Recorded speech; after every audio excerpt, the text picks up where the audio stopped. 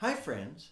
Some of the friends in the community and I were talking together about finding a tune which is simple enough to learn and remember, but also that would provide us with a great opportunity to work on our speed in playing.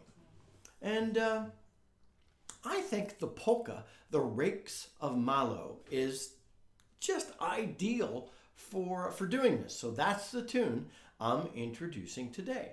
It goes by a number of other names, but the Rakes of Mallow is probably the most common. We'll follow our usual format. I'll walk us through the tune standing so you can see my hands. We'll talk about any challenges, ornaments and expression, and I'll add a section for using this tune to work on your speed as well. And then we'll talk about the history of the tune, which is really interesting with this one. And I'll add a link, as I do, to a page on my website so that you could download the music and tabs if you'd like. The Rakes of Mallow is a polka. It has an A part and a B part. The A part and the B part both repeat. So what I'll do is I'll stand and play the A part just once, pausing between phrases so that you could see and get that. And I'll do the same with the B part, and then I'll play the entire tune with no pauses, but still at a slower pace. So here's the A part.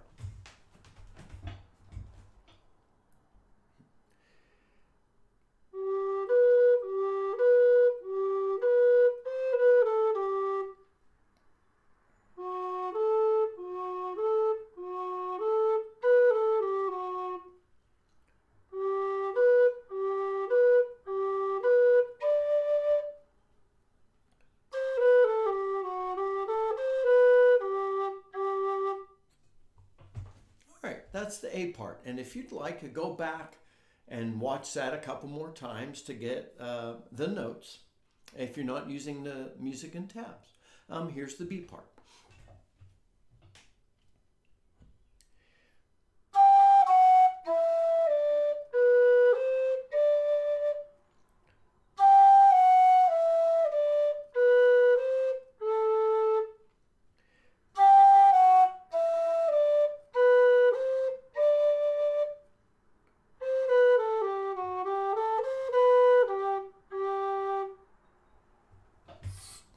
All right, so that's the B part.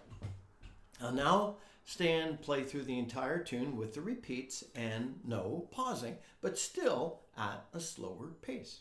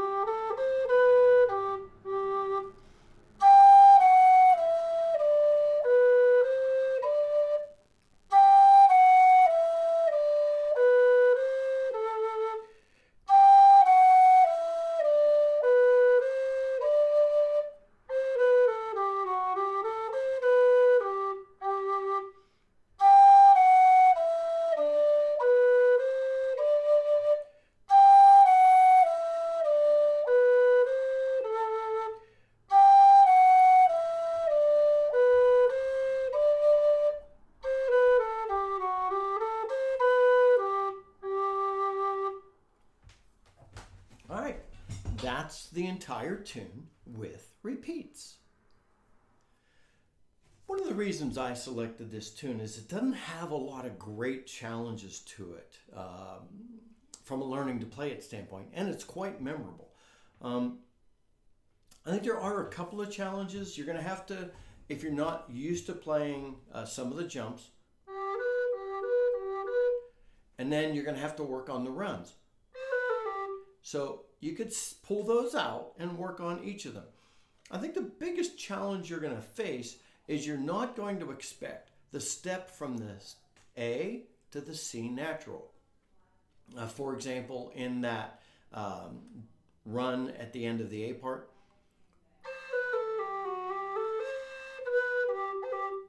so you're actually going from, in the run, you're going from the A to the C natural. And so you may have to pull that out and work on that as well. From an ornamentation and expression standpoint, this is a happy dance tune. So try and throw in some light skippy ornaments on the step downs, bouncing off of things. So just have fun with that. And I'll either play through in a couple of days my interpretation of that. I'm going to leave you to it between now and then to experiment. And I know I'm just putting that out there. And I'll tell you another reason why in just a moment. But I'll play it through either as a practice or as a playthrough, and we'll do that. Okay, now, why would I do that to you? Because I want you first to spend your time learning the core of the tune. It's important for us to learn the tune before you learn the ornamentation of the tune. I want you to be able to grab this tune and ornament it differently today than you did yesterday. And you only do that if you learn the tune rather than the tune with my version of the ornamentation. Interestingly, from a version standpoint, there are quite a few versions of this tune. Not tons, but you'll find different versions. This seems about the most common from what I've seen and heard. So I said we'd use this to work on our speed, and I said we'd talk about that. So if you've been with me a while, you know my commitment to developing speed is get good at the tune first.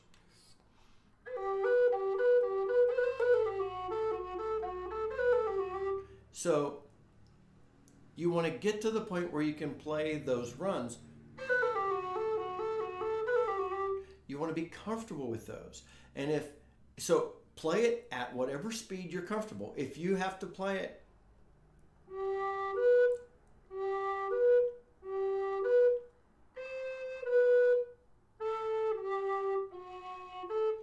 at that speed.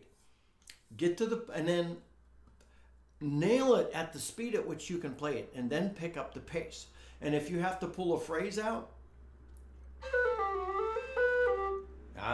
see that from that A to the C natural.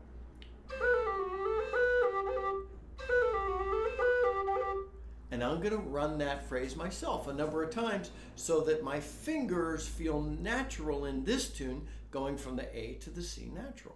And I know there are ways to do it, and I'll probably just do this.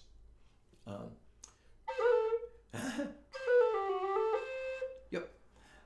So work on that. But then once you get the tune at a set speed, then work on playing it a little faster and continue that process until you can play it a little faster than you actually want to play it.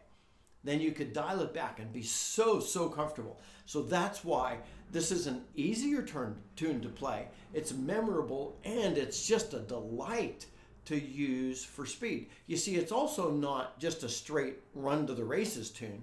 This is a tune that has some variation in it and some very fast passages. So that's why I think this one is just excellent. So I said we'd talk about the history of the tune as well. Mallow is a town in County Cork, and the tune dates back to at least the middle of the 18th century. Burke Thomas was an Irish composer and music collector who lived in the early middle of the 18th century. He published a couple collections of Scottish, Irish, English music in the 1740s.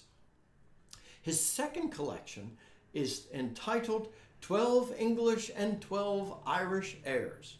The subtitle is With Variations, set for the German flute, violin, and harpsichord by Mr. Burke Thummeth. So I'll add a link to that PDF of this collection in the notes to this video so that you can access if you want. And it's quite fascinating to me that even in the 1740s, we're seeing people saying, oh yeah, here's this tune. Oh, with a couple of the variations of as to how I've seen this tune played.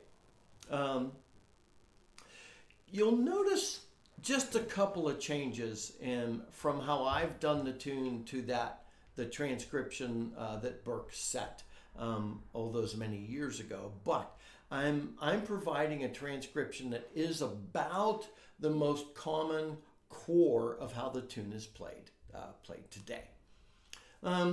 So Mallow is a place, small town. Rakes they're rowdy lads, and so there are apparently a few sets of lyrics to the tune, and some of them more cleansed, as it were. And one of the earlier sets of lyrics I found, I'm not gonna read all the lyrics to you. You can look them up. I'll read a little bit of the opening of the earliest version of the lyrics I found. I think there's an earlier version, but I think it's a little less clean. So I'm sticking with this one. So here's how the tune starts from a lyric standpoint. And the lyrics date back to the middle of the 18th century as well. So it seems like there were lyrics with the tune originally. So here's how one of the early sets of lyrics opens. Bowing, belling, dancing, drinking, breaking windows, cursing, sinking, every raking, never thinking, live the rakes of Mallow, spending faster than it comes, beating waiters, bailiffs, duns, Bacchus' true begotten sons, live the rakes of Mallow. Wow, that sounds like somebody I don't want to hang out with. So it's, I don't think they're celebrating the Rakes of Mallow, but some describe it as a drinking song. So anyway, a great tune for us to learn. Easy to remember, reasonably easy to learn, and it gives us an excellent opportunity to work on speed drills, all the things I wanted to accomplish with our lesson today. Until next time, my friends, this is Scott Shade. Happy low D whistling.